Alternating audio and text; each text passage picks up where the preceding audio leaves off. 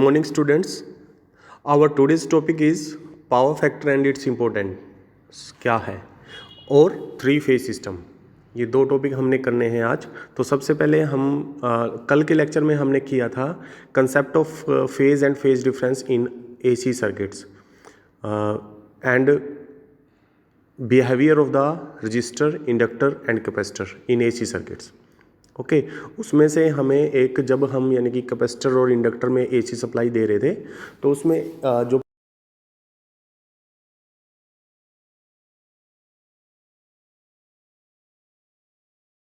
वहाँ पर आपका 90 डिग्री से कम फेज एंगल रहता है वोल्टेज और करंट के बीच में। ठीक है, उस बेस पर जो आपकी पावर आती है वहाँ पर पावर होती है VI cos फाई।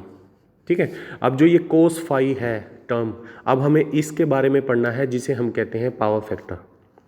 ठीक है, तो बेसिकली जैसे कि हमें पता लग रहा है कि पावर की एसी पावर के एसी सर्किट्स में पावर जो एसी पावर होती है उसकी value mathematically VI cos phi होती है, जहाँ पर cos फाई आपका पावर फैक्टर होता है। तो आज उसी पावर फैक्टर के बारे में हमने पढ़ना है। तो देखिए क्या है, तो power factor can be defined, इसको हम थ्री वेज में डिफाइन कर सकते हैं। Number one, it is the cosine of the angle between voltage and current. Number two, it is the ratio of the resistance to the impedance. And number three, it is the ratio of the true power by the apparent power. अब जो आप यानी कि जो previous lecture में power निकाल रहे थे वो आपकी ट्रू पावर थी, एक्टिव पावर, जिसकी वैल्यू VI cos फाई आई थी। ठीक है, यहाँ पर V की जगह E दिखाई दे रहा है आपको, E इज़ द वोल्टेज और V is also the voltage. Okay, ये सेम थिंग है। अब एपिरेंट पावर क्या होती है? एपिरेंट पावर होती है आपकी वोल्टेज इंटू करंट ओनली। ठीक है, और ट्रू पावर हुई VI cos फाई। तो true power divide by apparent power, जब आप ये करते हैं तो पावर फैक्टर की वैल्यू निकलती है। ठीक है, अब देखिए फॉर एग्जांपल रजिस्टर के केस में करंट और वोल्टेज इन फेज होते हैं, तो फेज एंगल आपका जो होता है वोल्टेज और करंट के बीच में कोई भी फेज एंगल नहीं होता, बिकॉज देयर इज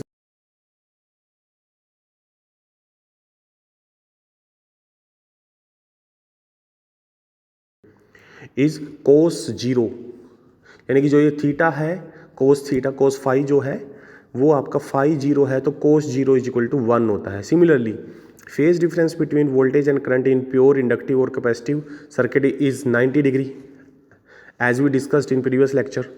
तो यहाँ पर power factor of the pure L और C सर्किट अगर प्योर है तो पावर फैक्टर उसका भी जीरो होता है। This is the reason that the power consumed by the pure inductor or capacitor is zero।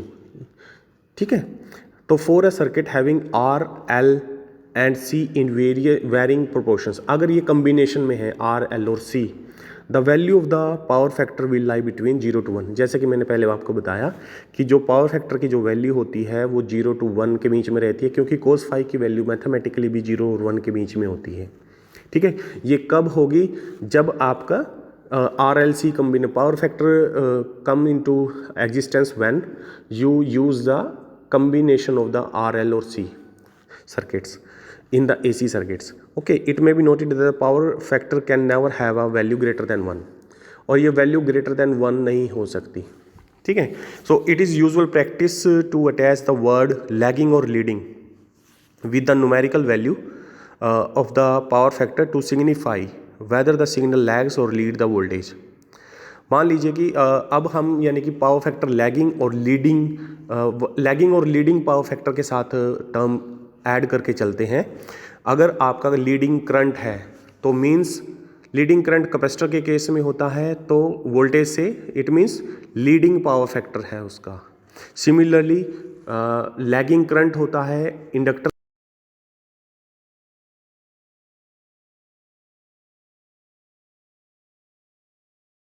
For example देखिए, इफ अगर सर्किट का पावर फैक्टर 0.6 है and current lags a voltage, we generally write power factor as 0.6 lagging. अगर current lag कर रहा है, अगर current lead कर रहा है वोल्टेज से, then we can say that the value, if we have some value of the power factor like this 0.6, then it would be 0.6 leading. Understand? Sometimes the power factor is expressed as a percentage. इसको हम percentage में भी express कर सकते हैं. Thus 0.8 lagging power factor may be expressed as 80%. It means 0.8 अगर आपका lagging power factor है तो it means 80% power factor है. इसको परसेंटेज में भी कई बार ले लेते हैं, लेकिन जनरली हम नहीं लेते. ठीक है. अब उसके बाद हम बात करेंगे, कुछ एक टर्म्स आती हैं पावर. अब आपकी 3 तरह की पावर है. अब हमें बात करनी है apparent power, true power, reactive power and power factor. अब जो 3 तरह की हमारी एसी सर्किट्स में पावर होती है, सबसे पहले है power, apparent power. It is the simply the product of RMS values of the current end voltage. ये आरएमएस वैल्यू ऑफ करंट और वोल्टेज की का प्रोडक्ट होती है, जैसे कि EI और VI जो भी है, is called the apparent power and it is measured in volt amperes और kilo volt amperes. Apparent power का जो यूनिट होता है ये वोल्ट अम्पेयर्स होता है, VA या KVA. Understand? Similarly, true power, it is also called the real power. The true power in an AC circuit is obtained by multiplying the apparent power by the power factor. यहाँ पर voltage और current के साथ power factor भी multiply होता है and is expressed in votes. ये votes में होती है, यानी कि जो जनरली आपकी जो पावर है, जितने भी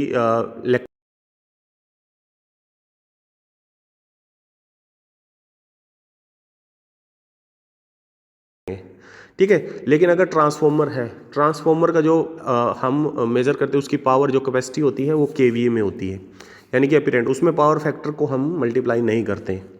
ठीक है. तो जहाँ पर पावर फैक्टर मल्टीप्लाई होगा वहाँ पर आपकी ट्रू पावर होगी, और जहाँ पर मल्टीप्लाई नहीं होगा वो अपीरेंट पावर होती है. ठीक है ना. अब आती है reactive power. It is the product of the apparent power EI and the sine of the angle between voltage and current. Sin phi is voltage between voltage current and sin phi is called the reactive power. This is known as voltless power. ये voltless power होती है and it is expressed in reactive volt amperes और kilo volt ampere reactive. अब ये kVAR में इसका unit होता है, इसको रिएक्टिव लिख लें, kVAR यानी कि किलो वोल्ट अम्पेयर रिएक्टिव इसका यूनिट होता है.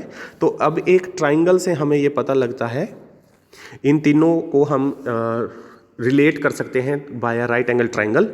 अब इसका जो राइट एंगल ट्राइंगल में जो आपका बेस होता है, बेस होती है ट्रू पावर, जो परपेंडिकुलर होता है वो होती है रिएक्टिव पावर, और ट्रू पावर और रिएक्टिव पावर का जो रिजल्टेंट होता है, हाइपोटेन्यूज होता है इसमें अपीरेंट पावर. ये आपने याद रखनी है. ठीक है. अब KVA की जो वैल्यू है आपकी, अब ट्रू मैथमेटिकली ये वैल्यूज़ क्या होती हैं, अब अपीरेंट पावर होती है EI, सिमिलरली ट्रू पावर होती है EI cos phi and reactive power होती है EI sin phi. ठीक है. और KVA की जो मैथमेटिकल वैल्यू होती है, अगर किलोवाट और kVAR आपके पास है तो KVA आप निकाल सकते हैं √K किलोवाट का होल.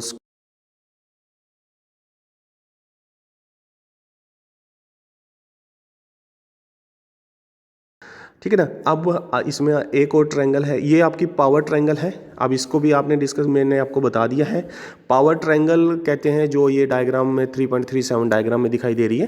तो इन पावर ट्रायंगल में base is taken as the true power और real power and perpendicular is the KVAR reactive power and KVA is taken as a hypotenuse. ये आई हैव एक्सप्लेन ऑलरेडी. ठीक है ना. ये इसका फिर and it is obtain with the help of phasor diagram. ये phasor diagram जब हम इसका बनाते हैं इन पावर्स का, तब हमारे पास ये आती हैं. अंडरस्टैंड. फिर है आपके पास अब what are the disadvantages of the low power factor. अब हम पावर फैक्टर की टर्म जो है, अगर ये पावर फैक्टर लो हो जाता है तो इसका क्या डिसएडवांटेजेस है इसकी, वो हमें देखनी है. कि तो पावर जो कंज्यूम्ड होती है सिंगल फेज सर्किट में वो होती है P = VI cos phi या EI cos phi. तो करंट यहाँ पर क्या हुआ इस फॉर्मूले से, power divide by E cos phi. Understand.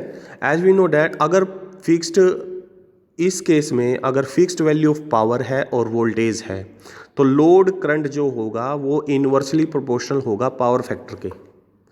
Understand.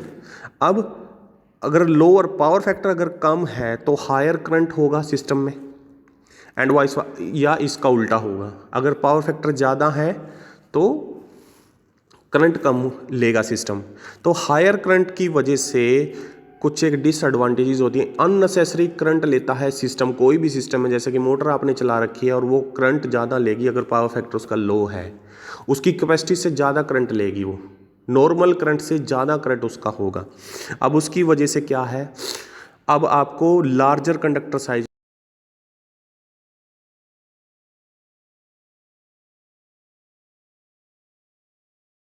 ज़्यादा बड़े साइज़ की लेनी पड़ेंगी अननेसेसरली, ठीक है, अगर आपने पावर फैक्टर को कंट्रोल नहीं किया। सिमिलरली अगर मोर कॉपर लॉसेस होंगे, अगर ज़्यादा करंट है तो I2R लॉसेस भी ज़्यादा होंगे, ठीक है। और पुअर वोल्टेज रेगुलेशन होगी, due to the low power factor और increase current there will be a more voltage drop in the transformers alternators transmission line which results in poor voltage regulation. Voltage regulation होती है change in voltage from no load to full load, understand.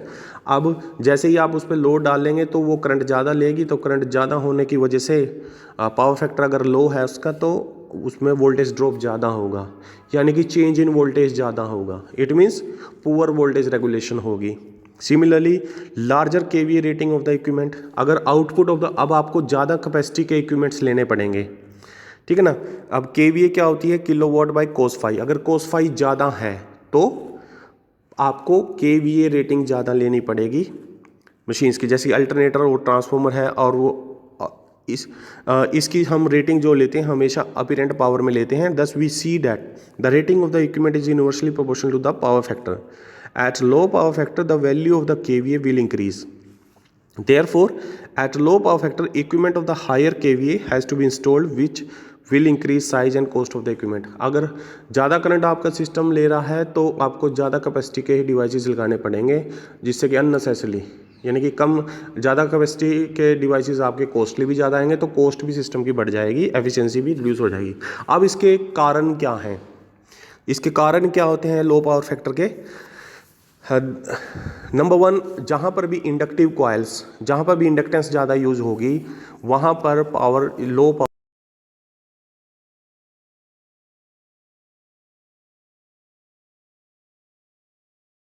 Use करते हैं तो current lag करता है, अगर current lag करेगा तो पावर फैक्टर को लैगिंग कर देगा, लो कर देगा, ठीक है। फिर सिमिलरली जितने भी मोटर्स हैं, हमारा जो इलेक्ट्रिकल में 80% of the load is the electrical Motors.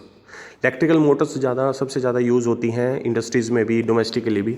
तो जितनी ज़्यादा इंडक्शन मोटर्स आप यूज़ करेंगे उतना ज़्यादा पावर फैक्टर लैगिंग होगा, ठीक है। जैसे कि फिर थर्ड है आर्क लैंप्स, हीटिंग फर्नेसेस, जहाँ पर भी यूज़ हो रही हैं, ऑटोमेटिकली सिस्टम में पावर फैक्टर लो हो जाएगा जब भी आप इंडक्टिव कॉइल्स, जितना भी इंडक्टिव लोड आप यूज़ करेंगे, ठीक है। अब इसको इम्प्रूव करने के लिए हमें क्या करना पड़ेगा, अभी अगर ये लो रहते हैं तो हमारे सिस्टम की एफिशिएंसी रिड्यूस हो जाती है, और ज़्यादा करंट लेंगे तो ज़्यादा उसमें ज़्यादा बड़े डिवाइसेस की जरूरत है, कॉस्ट बढ़ जाती है, तो उसको रिड्यूस कर, तो हमें कंट्रोल करना पड़ेगा पावर फैक्टर। पावर फैक्टर को कंट्रोल करने के लिए, अब इम्प्रूव करने के लिए हमारे पास है कैपेसिटर।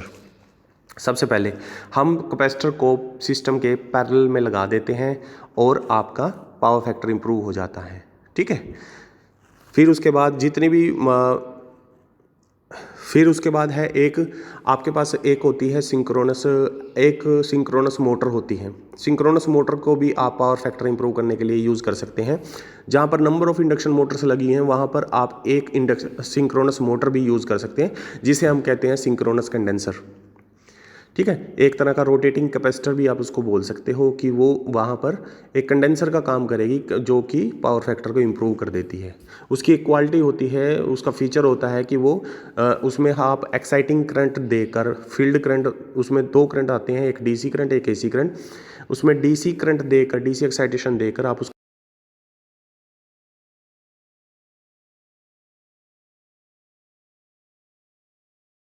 पावर फैक्टर इंप्रूव करने के लिए भी मोटर हम यूज़ कर सकते हैं, जहाँ पर number of induction Motors use है, एज वेल एज वो मोटर लोड को भी ड्राइव करती है और पावर फैक्टर भी इंप्रूव करती है। यही मेन डिफरेंस है इंडक्शन मोटर और सिंक्रोनस मोटर में। ठीक है। फिर उसके बाद आता है इसकी एडवांटेजेस क्या हैं। इम्प्रूव्ड पावर फैक्टर अगर जब हो जाता है तो उसकी एडवांटेजेस भी आपने करनी है। तो जैसे कि उसके उल्टा जो इसकी डिसएडवांटेजेस थी उसको उल्टा हो जाएगा। स्मॉल कंडक्टर साइज यूज़ होगा, number 1।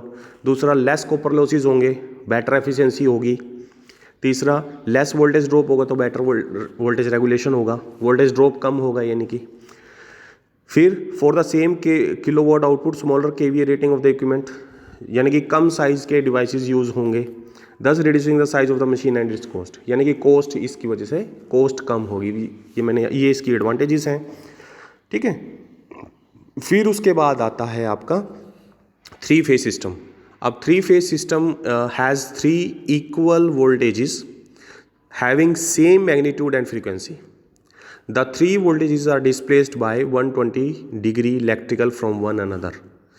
Equation of the 3 phases are, अब 3 phases हैं, 3 वायर में से 3 करंट जाएंगे और वो तीनों 120 डिग्री पर प्लेस होंगे, ठीक है। सिमिलरली अब E1 मान लीजिएगा अगर EM साइन ओमेगा टी है तो E2 EM sine omega T minus 120 होगा और E3 EM sine omega T minus 240 होगा। यानी कि अब 3 वेव्स होंगी, 3 अल्टरनेटिंग क्वांटिटीज आपकी 3 वेव्स में जाएंगी। तो although several polyphase systems are use, 3 phase system is the most commonly used on account of its advantages over other system. 3 phase system हम इसलिए यूज़ करते हैं कि इसकी ज़्यादा एडवांटेजेस हैं as compare to the other systems. Single phase के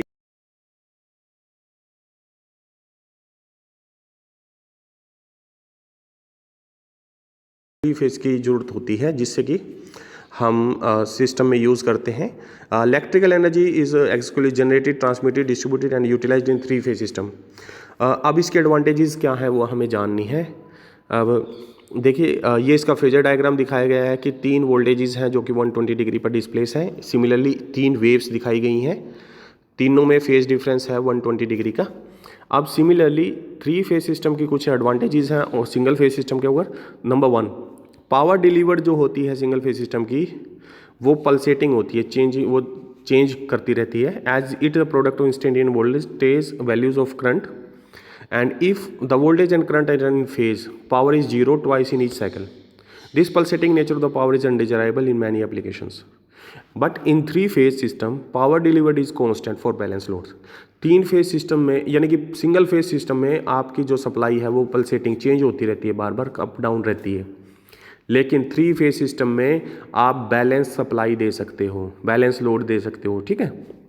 इस वजह से हम 3 फेज सिस्टम को प्रेफर करते हैं। और इसमें क्या है, 3 फेज जो मोटर होती है वो सेल्फ स्टार्टिंग होती है, single phase motor self starting नहीं होती, ठीक है ना। तो और पावर फैक्टर जो 3 फेज मोटर का होता है वो ज़्यादा होता है as compare to the single phase motors. 3 phase motor की जो एफिशिएंसी होती है वो भी बहुत ज़्यादा होती है, यानी कि 3 फेज डिवाइसेस की एफिशिएंसी ज़्यादा होती है, वो ज़्यादा लोड को ड्राइव करते हैं, अंडरस्टैंड। और इसका जो साइज़ है 3 फेज मोटर का वो स्मॉल होता है as compare to the same capacity of the single phase motors, यानी कि सेम कैपेसिटी की सिंगल फेज मोटर का साइज़ ज़्यादा होगा as compare to the 3 phase motor of the same size. Higher rating, ज़्यादा रेटिंग की आप मोटर बना सकते हो कम साइज़ में, ये इसका एडवांटेज है। Power transmit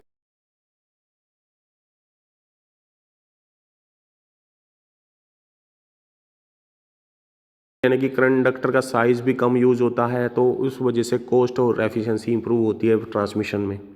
similarly parallel operation भी बहुत आसान और इकोनॉमिकल है सिंगल फेज अल्टरनेटर के, यानी कि पैरेलल में आप 3 फेज ट्रांसफॉर्मर्स और 3 फेज मोटर्स को आप पैरेलल में लगा सकते हो, लेकिन सिंगल फेज को पैरेलल में लगाना मुश्किल है, अंडरस्टैंड, क्योंकि बैलेंस नहीं होती वो सप्लाई। 3 फेज को आप बैलेंस कर सकते हो, ठीक है।